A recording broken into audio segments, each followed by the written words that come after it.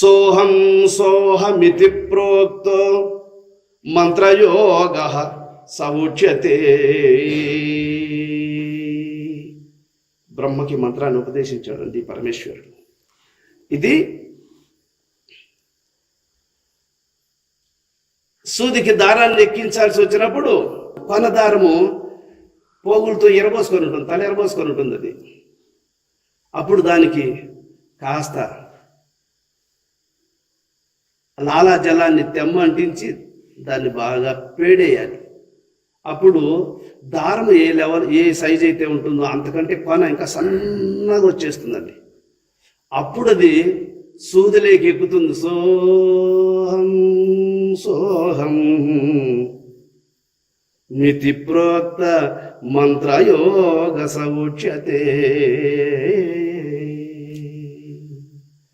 ఇదిరా మనసులోకి ఎక్కించే ఉపాయం.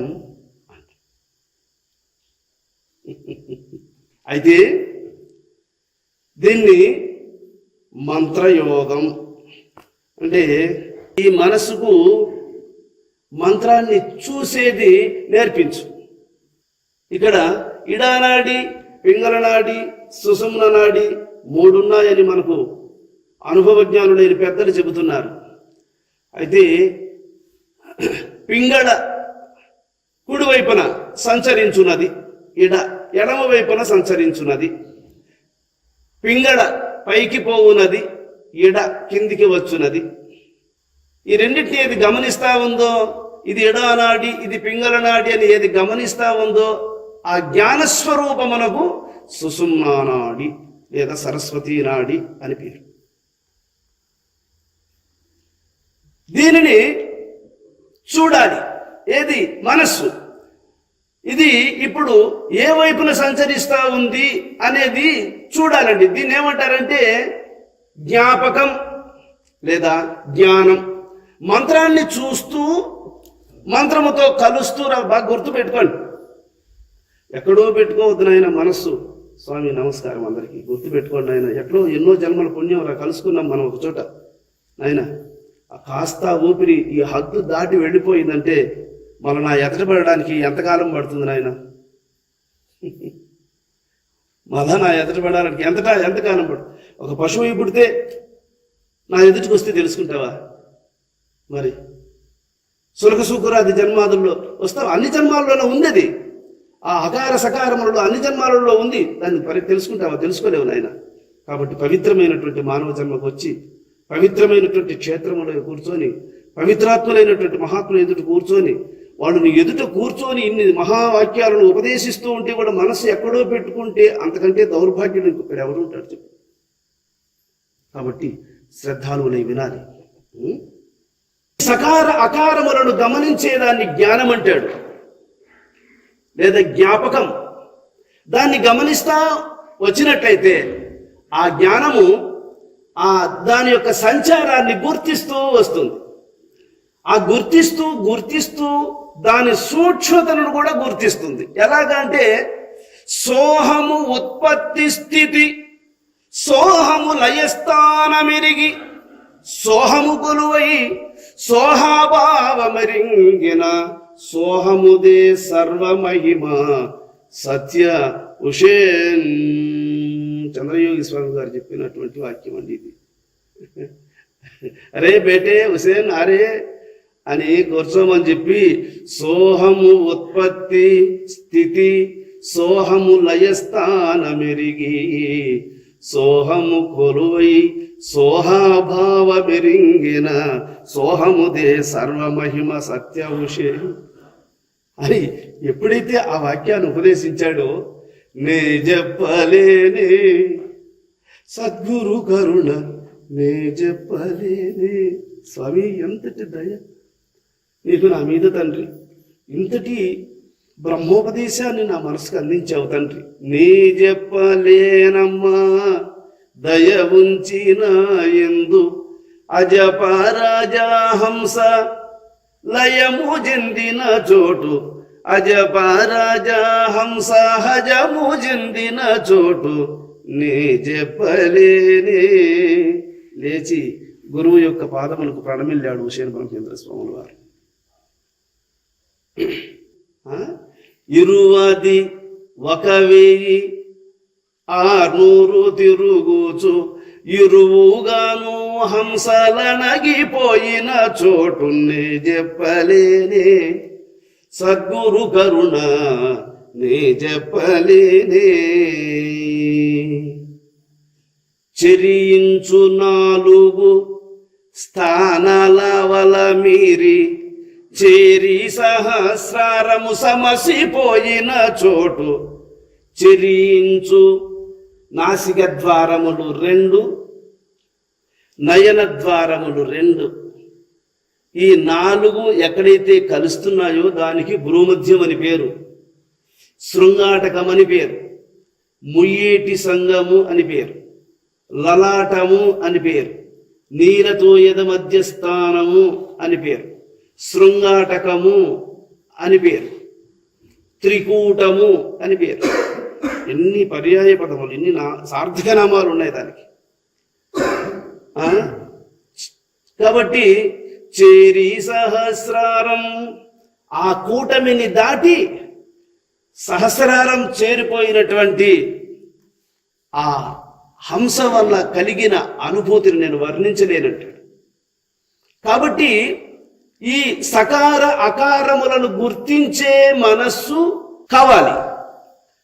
అందుకే దీన్ని స్వామి గారు, మా గురుదేవులు వారు చెప్తూ ఉండేవాడు, నాయన చెప్పింది చేస్తూ ఉండరా అన్నీ వస్తాయి నాయన అనేవాడు స్వామి గారు. చెప్పింది చేస్తూ ఉండు నాయన అన్నీ వస్తాయి నాయన.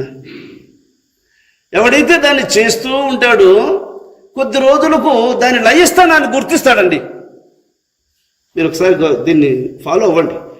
నేను ఎట్లా చెప్పాను అలాగే చేస్తా ఉన్నట్లయితే క్రమంగా దాన్ని చూసి చూసి చూసి చూసి దాన్ని వెంబడించిన నీ మనస్సు, దానినే మాటి మాటికి స్మరించినటువంటి నీ మనస్సు జ్ఞానంగా మారుతుంది, దాని ఉనికిని తెలుసుకుంటుంది. ఇది లయస్థానాన్ని తెలుసుకుంటుంది. లయస్థానాన్ని తెలుసుకొని ఎక్కడైతే ఆ అకార సకారములు లయిస్తూ ఉన్నాయో అది వైకుంఠం, అదే పరమపదం, అదే కైవల్యం, అదే మోక్షం.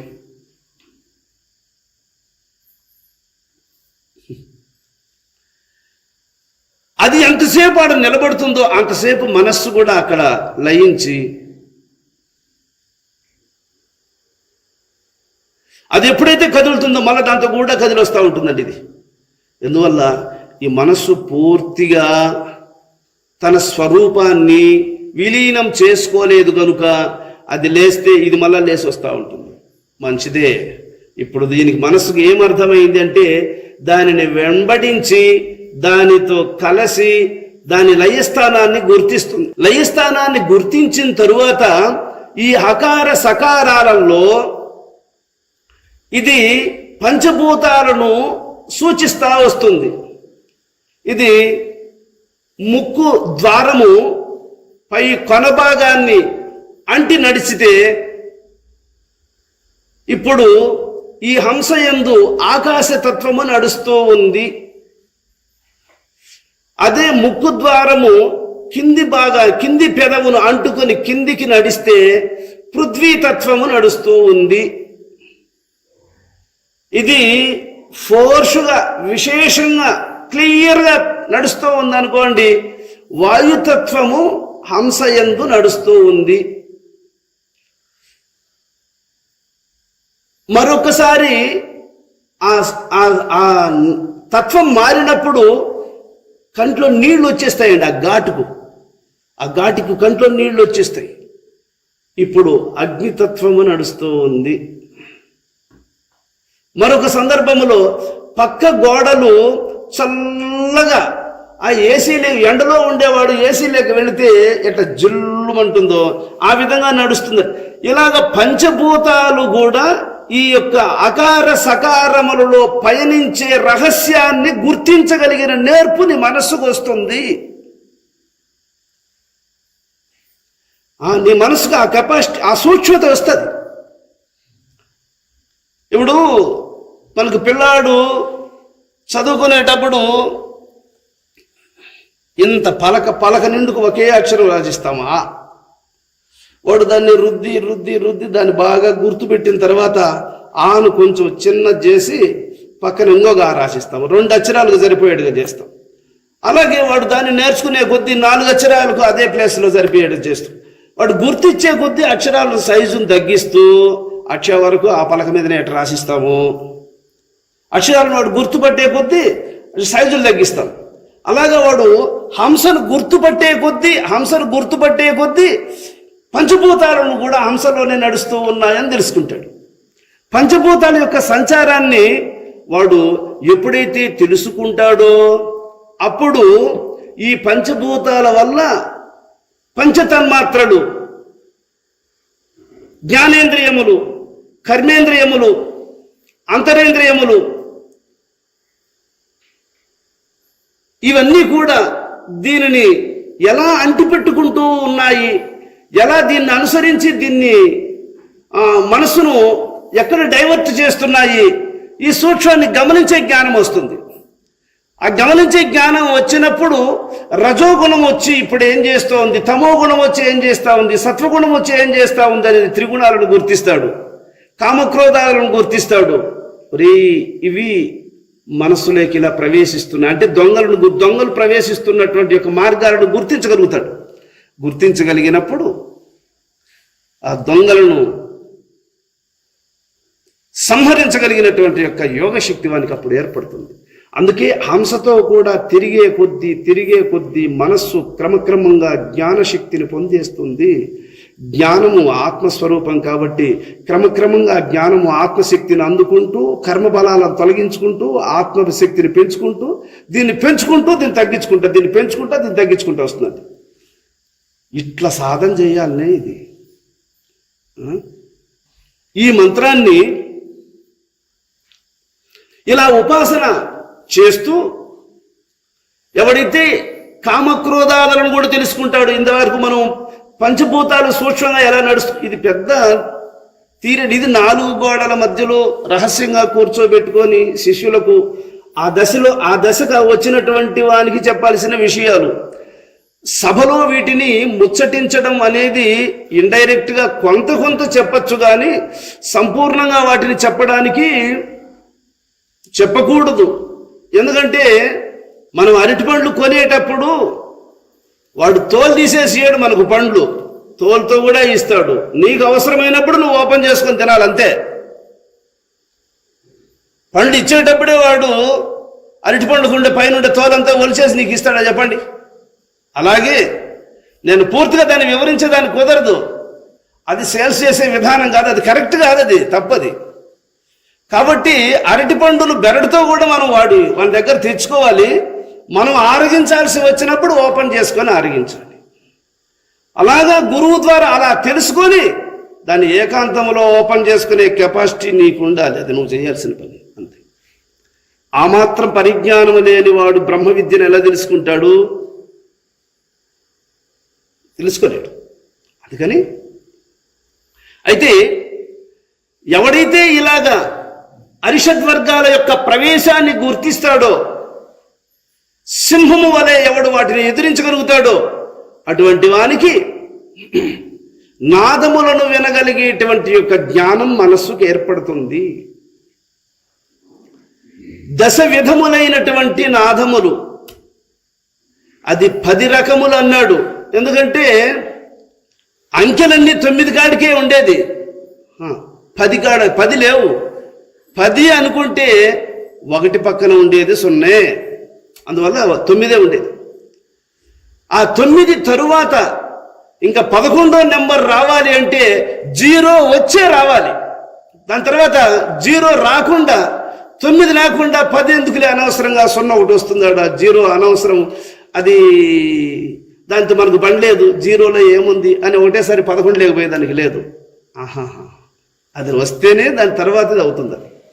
అలాగా 10 విధ నాదములు అంటాడు. ఈ 10 విధములైనటువంటి ధ్వనులను ఎందుకు చెప్పాడంటే అసంఖ్యాకములైనవి, వినసొంపైనవి, మనస్సును అట్లే ఉర్రూతలూగించదగినవి, ప్రపంచాన్నే మరిచిపోతాడు. ఇది వరకు భోగములు, అత్యంత మధురములైనటువంటి భోగాలను, ఇష్టప్రదమైనటువంటి భోగాలను ఇంకా ఇంకా అనుభవించాలనుకుని మనస్సులో వాటిని కలువరిస్తూ ఉండేటువంటి భోగాలను అన్నిటినీ మరిచిపోయి ఆ నాద బ్రహ్మానందాన్ని మరులుకొనేస్తుంది మనస్సు.